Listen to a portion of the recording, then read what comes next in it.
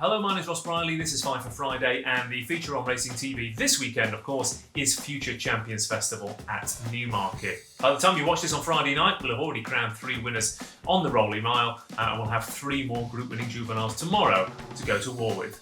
But while it's nice to win one, luckily, getting beaten in these events doesn't necessarily stop you going on to be a future superstar.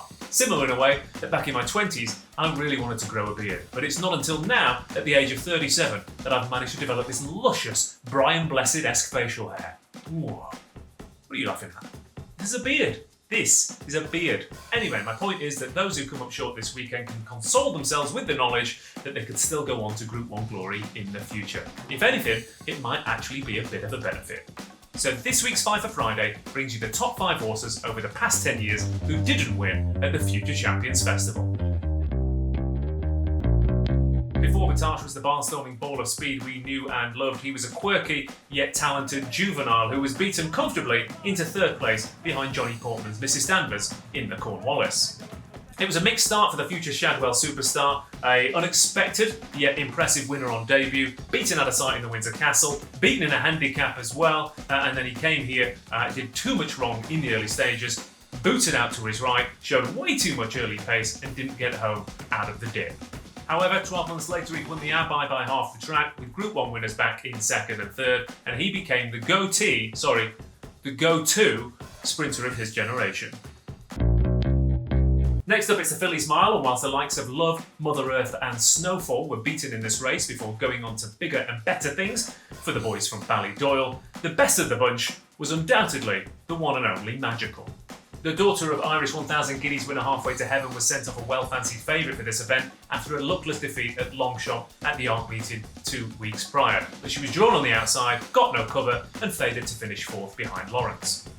Carlberg's winner would go on to bag 3 more Group 1s as a 3 and 4-year-old, but Magical doubled that with 6 victories at the top level, and the only time she was out of the placings in Group 1 company was her 2 runs in the Arc behind Enable. That kind of record certainly is magical. Paul Daniels, eat your heart out.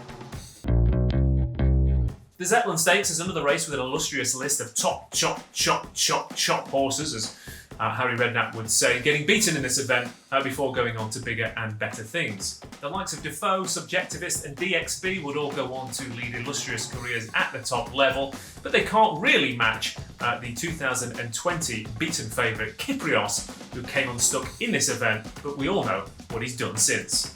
He might be a 120 rated stayer with the world at his feet right now, but as a juvenile, he was beaten out of sight behind classic place Lone Eagle and Mystery Angel, and hating every single second of the experience. A kind way to describe Kiprios would be that he's got his own ideas about the game. An unkind way would be to say that he's a few sandwiches short of a picnic.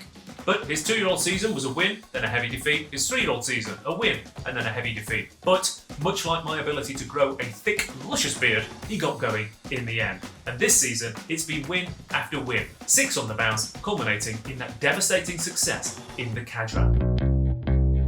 Speaking of classy stayers with tough juvenile campaigns, Order of St George turned up in the Autumn Stakes several years ago, fresh off the back of an eye-popping success with an RPR of 99 at Leopardstown to his name, and was comfortably beaten after getting bumped and hampered throughout. There weren't many signs of his future exploits in the Ascot Gold Cup in the Irish St Leger when he finished a 1-pace 5th in this race, behind Commemorative, who never won a race again, Restora, who was last seen finishing placed off marks in the 70s earlier on this year as a 10-year-old for Ian Williams, Future Empire, who finished last on his final start as a 3-year-old, and Strong Chemistry, who was beaten off marks in the 50s in the UAE after his career took a nosedive as well.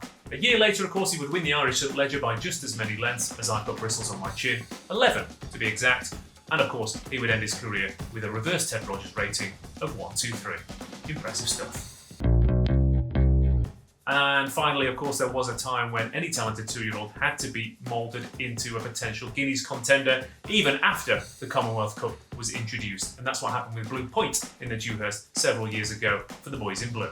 This square hole, round peg approach was taken by Godolphin, despite the fact that having won the Gimcrack and finished runner-up in the middle part, Blue Point looked all over a sprinter, and they certainly found out what he was after he was outstayed by Churchill and Lancaster Bomber, both of which who went on to win Group 1s over a mile and 10 furlongs respectively.